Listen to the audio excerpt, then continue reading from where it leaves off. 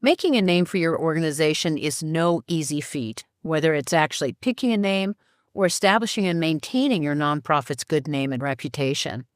In this training, we're going to review all the aspects of the word or set of words by which your organization, ministry, or church is known, addressed, and referred to.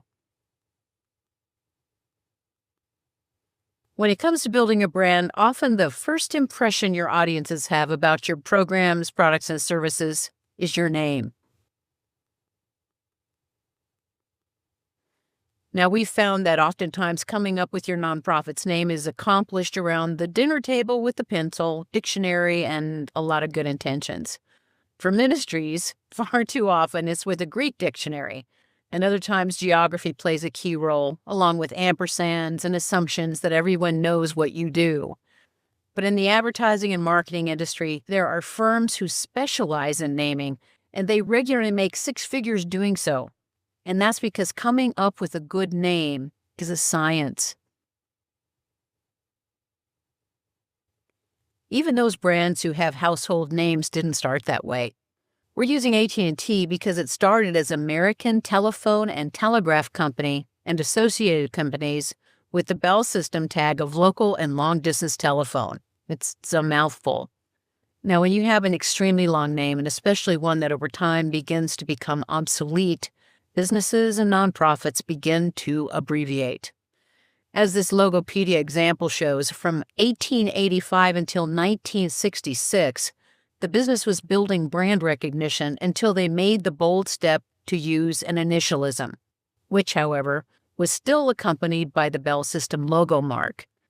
But it is a privilege to abbreviate, and it takes years and millions of dollars to engage that privilege. And it's one of the primary brand name mistakes made by a lot of organizations. We all consider ourselves experts because we've been surrounded our entire lives with brand names for people, places, and things. We're so overly confident that we start making assumptions that simply don't apply to us all and can later be the very reason we never get to experience what it's like to be a household name, let alone what it took to establish this kind of brand name recognition. Trust me, Kleenex didn't happen overnight or without a bankroll. First, let's clear up one of the most common brand name inaccuracies, and that's calling an initialism an acronym. AT&T is an initialism. It uses the first letter of each word. That's an initialism. Versus an acronym, which also uses the first letter of each word, but the result actually spells a word. We've used the Denver Art Museum as an example. Dam, D-A-M, is an actual word, and you can spend a day at the dam.